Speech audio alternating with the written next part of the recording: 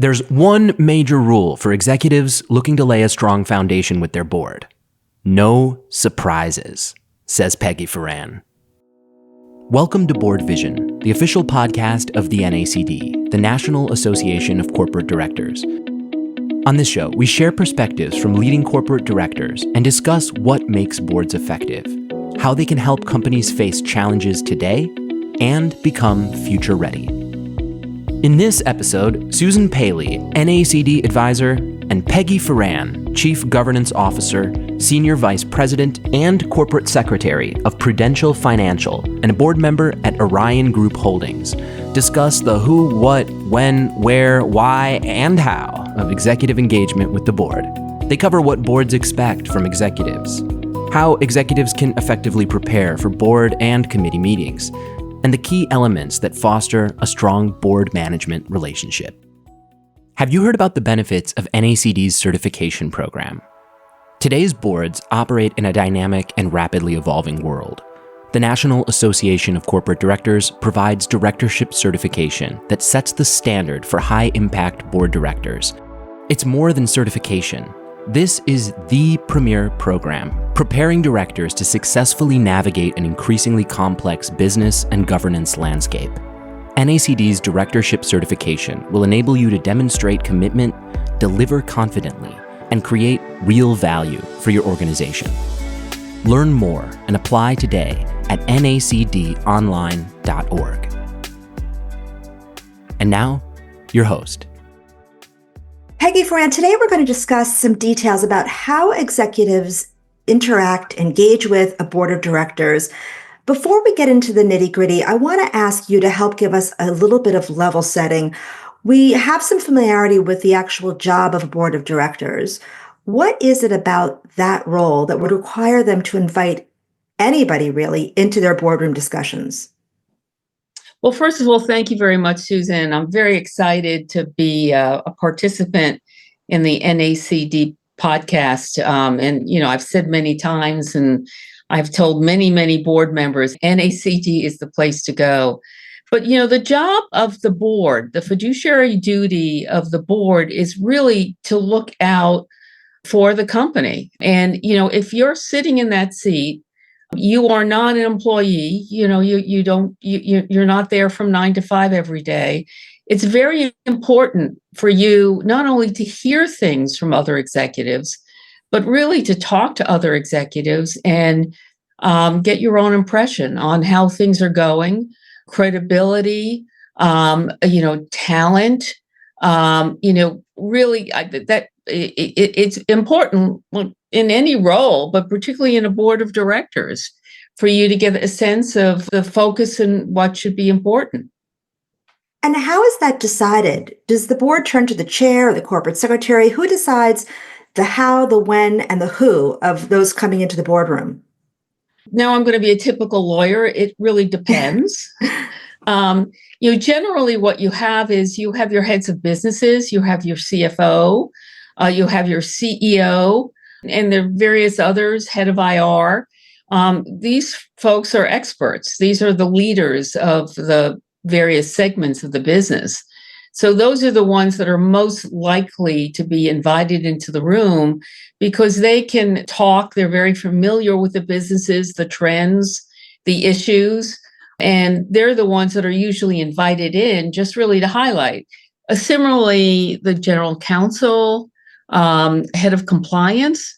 Again, if you really want to try to get a fulsome view of what is going on in the company, what are the trends, what are the issues, what are the regulatory concerns, what are the business concerns, those are the types of people that you want in the room to tell you what's going on, as well as maybe a head of technology.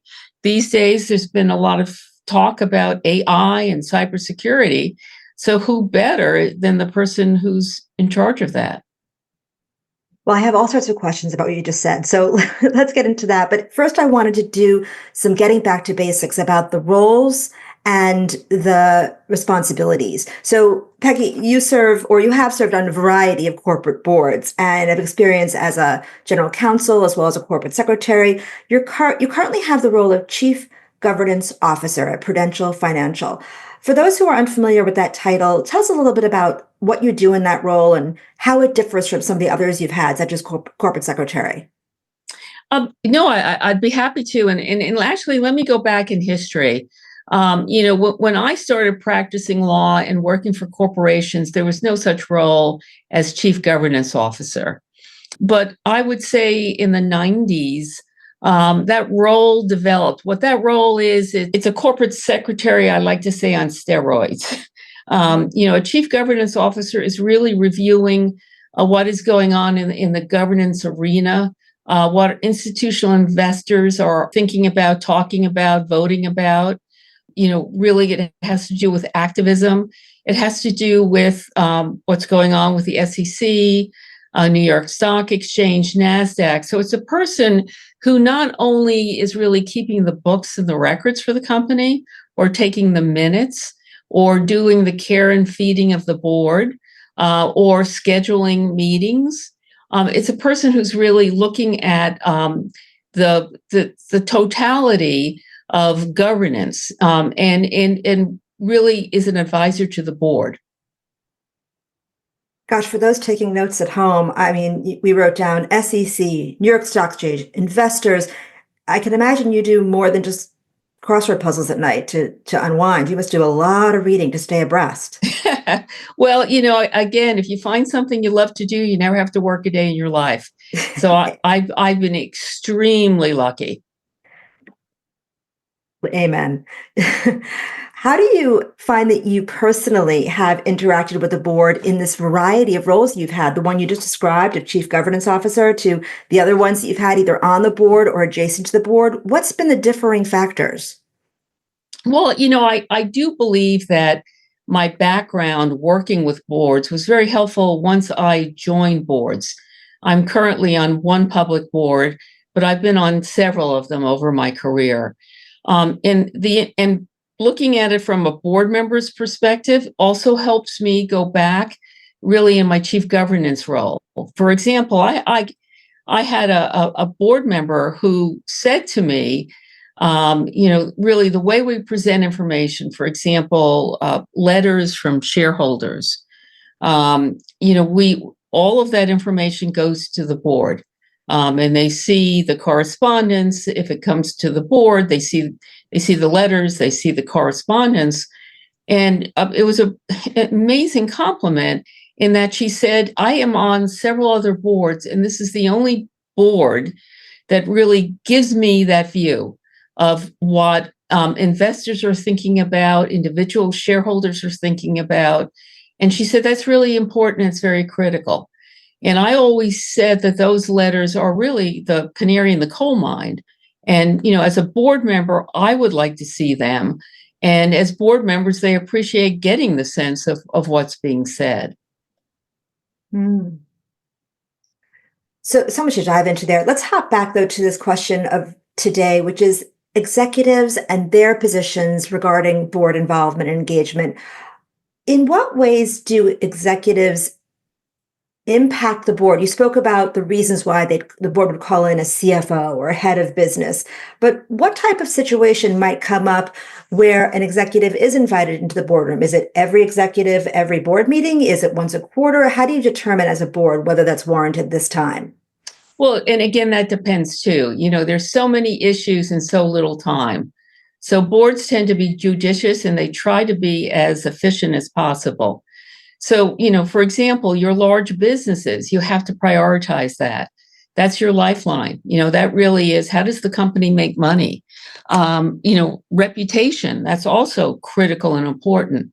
So you could be, you could be doing fabulous business, but if you have regulatory or reputational issues, that is not a good thing. So that's kind of how the boards look at it. If you're taking a look, what are your major businesses? What are your major strengths? What are your major weaknesses?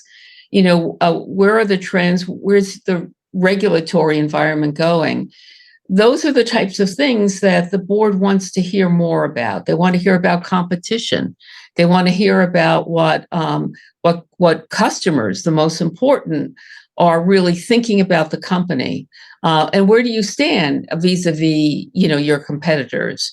Where's your innovation? Where's your technology? So based on those types of discussions, they generally determine what type of presentations they want. And, that's something that is done very, very thoughtfully. It may start with management and the corporate secretary really putting a list based on, board evaluations and questionnaires of things that they want to hear about, and then putting like a year agenda together on the types of issues that the board really needs to hear about, or they want to hear about, or they want time to discuss. So based on that, you've got a list of things, and you've got, again, you try to figure out the timing. And then you also have to save time on important issues that come up, without really, not knowing when you do this list. So you have to be flexible. You have to cover the major businesses. You have to cover the major issues. You have to cover the trends. You have to cover competition. You've got to cover compliance. And you've got to cover the things that are the most important to the company, which are the most important to the board. So, once you get your list, you give it to the board, and the board kind of agrees or disagrees. They may say, well, that's good, but I'd like another presentation on risk. You haven't included risk. Or we want another presentation on cybersecurity. So that's, I've kind of given you a formula. It's different for every board. It's different for every company. But I think really the bottom line is to get the most important issues to the board for their ability to not only understand, but ask questions and discuss whether or not that is really the right strategy. Peggy, you spoke about internal stakeholders as well as bringing in external folks to the boardroom. And I know there's some discussion along the lines about being cautious around asymmetrical information, that the board needs to get multiple points of view. How do they balance that when most of the folks are coming from inside the management team? Well, I think, nowadays there's just so much external information available. Anyone has been on a board. If you have a computer, you can find, you can find a significant amount of information about not only your own company, but your competitors. And what's going on. So, I've always told board members do that. And not only that, as a board member, as I said before, there are certain things you want to be educated on: cybersecurity, AI, technology, trends, geopolitical risks, trends in your businesses. And so as a board member, you say, I'd like the internal view, but is this an opportunity to be educated from an outside person?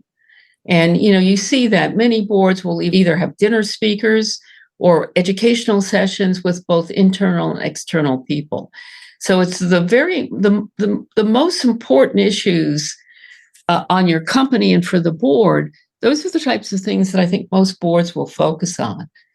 They may ask, for example, on compliance issues, they may ask the general counsel or the head of compliance to give that presentation. But if there's a major issue or there were issues with the company, they may say, well, would it make sense to have an outside lawyer come in and really talk about the issues, the trends, or how we might be able to do this in a better way? Mm.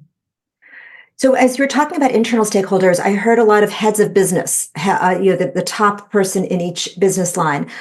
What about deeper into the organization? There's an interest always in an organization to ensure that there's succession planning for each business, that we're sort of looking at and grooming the next generation of leaders. How about the high potential folks? In your experience, how much are they dipped into for boardroom discussions? I think it depends, but I think, yes, that you see that a lot. And not only do you see it in presentations, you see that with social events.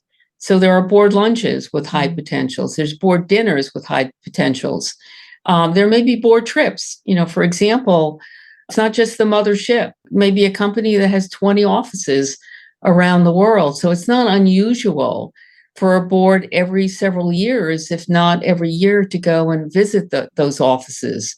again, to meet those people, to meet high potentials, but also to really get a sense, as we were talking about in the beginning, of what you're hearing. Is that true really of every office? Are you getting a sense of satisfaction, of credibility, of training talent, of focus? So you're right, and that's what you do. You not only do it on paper with succession planning, you find opportunities for that next level, and actually the level behind that. I'm so glad to hear you say it, because in other conversations, including other podcast episodes that I have the pleasure of hosting, there have been a number of discussions about how an executive can advance toward a boardroom seat. And so often it's recommended that they find a way to earn a few minutes on the board agenda, to present, to interact, to have that 5-minute window, if their corporate secretary or CEO would agree. No, and I agree. And the interesting thing is, corporate executives that have spent a lot of time with boards, when they go on a board, I always say they get it. They know what the role of management is and the role of the board. And, the role of the board is not to manage, and the role of the management is really not to oversee. And I think that is really important. It's very critical.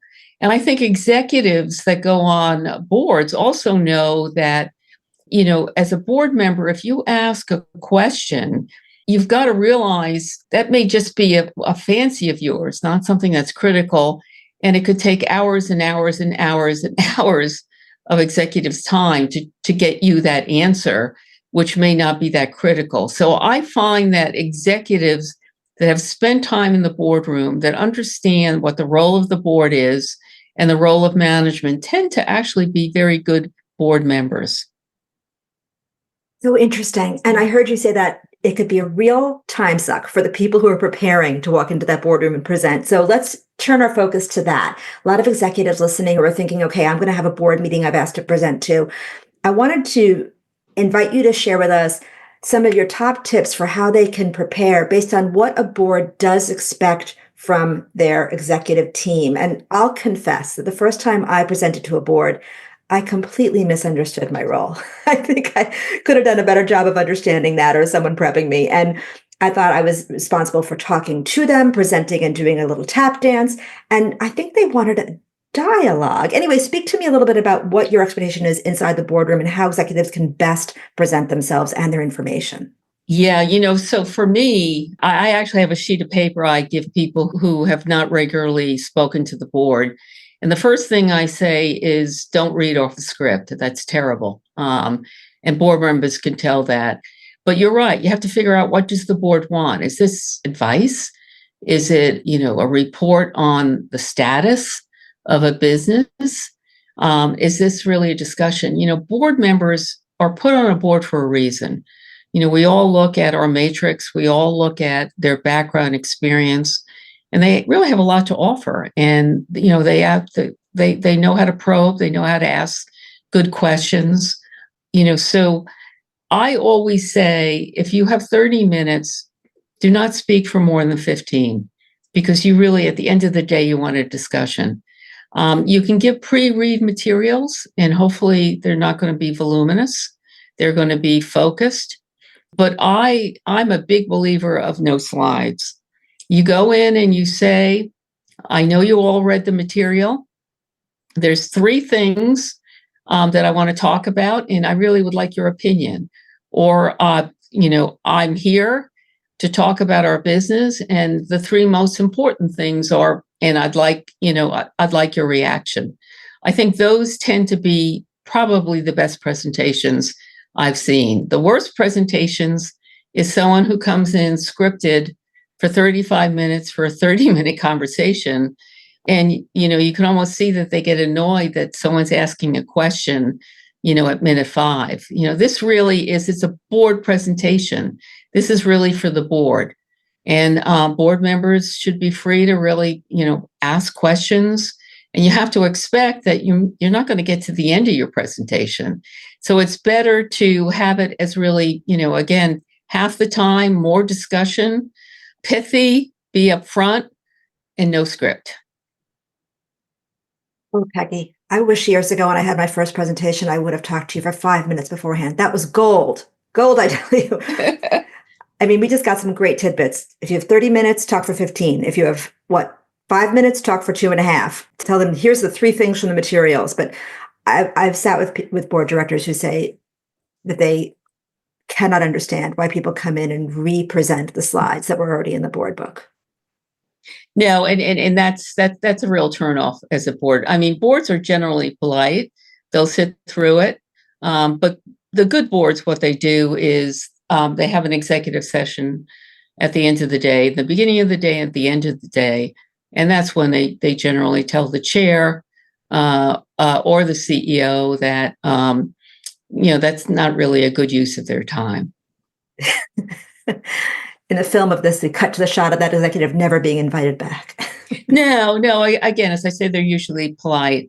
You're allowed to make that mistake once. Good to know. Good to know. It's all a learning curve.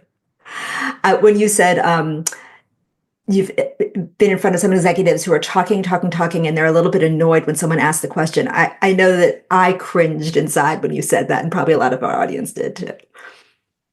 No, it's a discussion, and I think we, really management learns and the board learns, and when board members walk away recognizing that they really learned a lot and were able to get their questions answered, and have a better sense of that issue, that business, the strategy, and even the individual, that to me is a beautiful thing. Such good tips. You spoke about, we just touched on what the presentation looks like inside the boardroom. We all know that much of what a board does happens outside of that room. It happens in the committee work. So what role does an executive typically have, or in your experience, you've seen them have in the committee meetings? I see actually much more frequent visits from management in the committees. Generally you have your audit, you have your comp, you have your governance, and many companies have more than that. Audit tends to be, internal audit, the finance people, corporate controller, risk, legal, compliance. So the answer is there's just a lot of internal people talking about, what they're doing, where the businesses are going, how they're auditing, what the sense is, regulatory, various things like that. Same thing with compensation. Compensation, it's usually the executive compensation, HR, ethics, at least from our company, legal. So the answer is there's a lot of opportunity from committees. You're seeing, more companies have sustainability committees, so having various businesses come in talking about what they're doing for those types of efforts. Same thing with corporate affairs, political contributions. So the answer is that's really, as you said, a lot of work gets done by the committee. So there's really more presentations, more focus from the board, really on the internal in those committees, as well as, for example, compensation committee, you'll have an outside consultant that is generally at all of the meetings. For audit, you will have your, independent accountants pretty much at the meetings. So, a lot of work gets done, a lot of presentations, a lot of reviews are done at the committee level. So we've been focusing a lot on the content of these conversations and how to prepare, what the board's looking for, what the management has to deliver. You also mentioned the interactions, that there's a board dinner or lunch that folks might be invited to. And it strikes me that at the heart of so many of these conversations is the relationship itself between the individual humans that are in the room. So if we look at the relationship between the management team, the C-suite, what have you, and the board of directors, how does that relationship get assessed from time to time? I guess is my question. Is there some kind of formal review process as there is with a board internal assessment? And are there a particular set of questions that a board should be asking themselves or management to ensure that it continues to advance on that positive trajectory? Yes. And that's generally done at least once a year, but I really and truly believe it's done in executive committees fairly often. And it's really credibility, it's character, it's, talent management, transparency in all things. Is this a management, or is this a person that is being open and transparent and honest and is listening, and is, willing to talk about both the good things and the things that need development.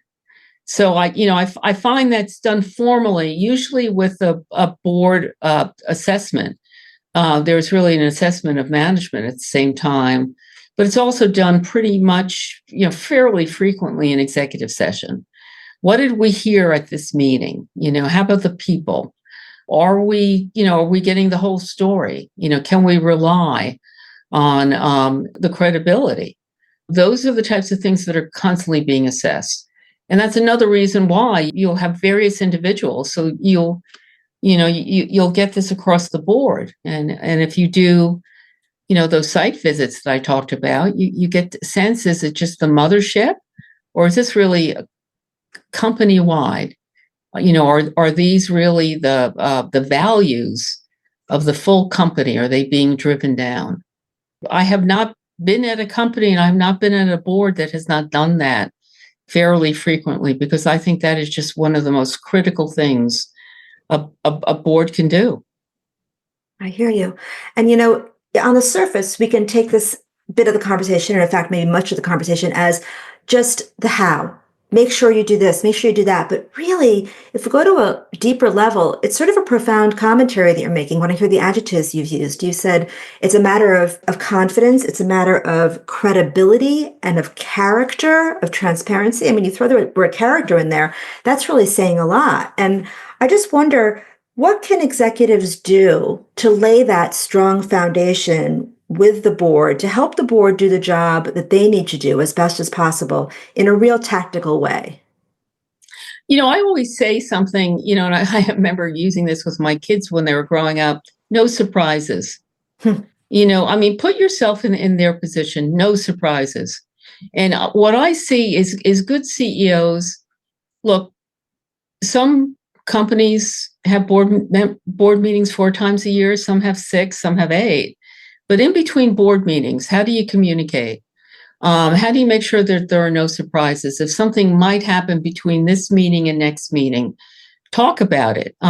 Some boards have a discussion in the beginning with the CEO, or maybe the CEO, CFO, with the board, just a 30-minute discussion of how things are going on, really talent management, maybe awards, maybe mountains that have to be climbed, or maybe potential regulatory actions, or, even lawsuits. But it's an opportunity just to sit and talk about, again, directors are very good, and the good directors are spending some 300 hours focused on the company, but they're not living there. So that's really the opportunity to be as transparent, open, no surprises.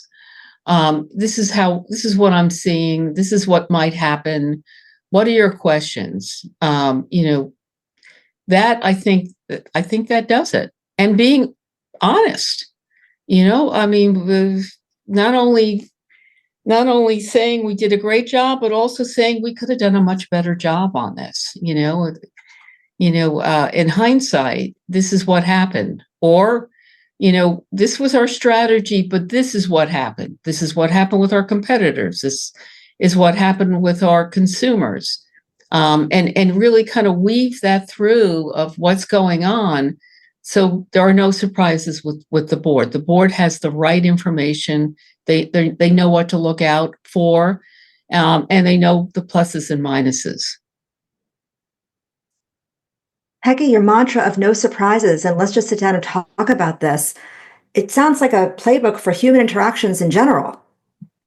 I think it is, and how do you build trust? I think it's about building trust. You've got this incredible team of people on your board with all different types of expertise that are there, really kind of overseeing, evaluating, and really helping you. Many of them have been through these types of issues before. So for me, it really is, it's that dialogue. It's knowing that that as a board member, you are getting the information that you need really to oversee, and as management, really getting this wealth of experience that will ask the questions, that will kick the tires, that may even show you some of your blind spots. So again, when that happens, it's a beautiful thing. Beautiful is actually truly the word that was coming to me as you said that, thinking about mutual revealing of blind spots and bright spots that have what's gone right and what's gone, well, we could have done that better, what we learned. I was thinking as we reviewed the content of today's conversation and we're beginning to wrap up our time together, that the topics that we touched on around the board discussions and what they're receiving from executives are in some cases sort of the hardy perennials. How are your business units doing? What are the competition doing? And what's coming down the line in terms of strategy? Then you touched on some ones that can throw some monkey wrenches into the conversation, topics such as cybersecurity, and you mentioned AI, and there's also, of course, climate governance. These are things that are rapidly evolving on top of the speed of business that we're doing today. So maybe this question comes from my heart because we at NACD focus so much on governance education for directors, for boards, for executives who serve the boards. But what role can the executive team play in helping the board stay abreast of these matters that are changing so quickly? Really give the pre-reads, give the presentations, say, and more importantly, I mean, that's important, but how will it affect this company? Which is, sometimes that gets lost, and particularly if it's material to that company. And it's important for them to recognize really what is on the mind of boards. As I say, how do you compare to your competitors? Are you focusing on these, as you call them, emerging issues? Are you listening to your investors? Are you listening to the trends? For example, I would think that probably many boards have gotten some type of presentation from their corporate governance, their corporate affairs on the election. That's something that could really affect quite a few companies, quite a few businesses, a lot of regulation. And so boards are looking to be prepared. What's the most likely scenario if? What's the most likely scenario if?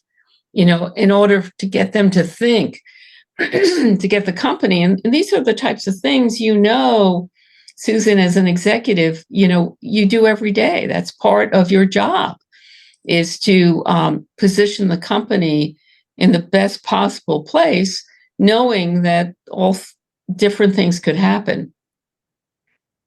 A big yes to all that you just said. A particular tender moment around what you mentioned regarding the election. I'll acknowledge that we are recording this session about a week prior to the election, and it is going to go out into the world later in November after the election. So I can imagine the number of boardroom conversations that may be convened either in the next month or in the next 3 months and so on. Absolutely. It's really top of mind, and you've got to be ready. And board members, they're looking at management. Again, that's pretty much a management issue. But to be able to have that dialogue and that discussion on how it will impact our business and what are we doing in each of those scenarios, or what will we do in each of those scenarios? So again, many, as you pointed out, many discussions now, and probably many discussions after the fact. Well, Peggy, this discussion has been, to lift a phrase from your parlance, a beautiful thing. And I thank you so much for chatting with us today. Susan, thank you so much. And I just want to remind your listeners, I've learned so much from NACD. It's such an important organization, as you point out, to get educated, to understand what the most important focuses are, the trends. I have yet to go to a meeting that I have not learned a lot. And so, I urge listeners to really go on the website, and really their focus is on so many of the issues that are not only important today, but will be important next year and the year after. So it's been, it's been wonderful for me, because I like efficiency and I like to get things done. And, just going on and listening to a webcast or going to a meeting has always proven the best use of my time. Ooh, Peggy, what a powerful public service announcement, completely unprompted by us. Thank you so much for that. We're grateful for you. And thanks again. Thank you. Have a good day. That concludes this episode of BoardVision. We hope you enjoyed listening. Please subscribe and join us next time. Until then, visit nacdonline.org to stay informed about the latest resources NACD has to offer, such as memberships, certification, national or chapter events, and our content, including reports, articles, and Directorship Magazine. That's nacdonline.org. Thank you for listening.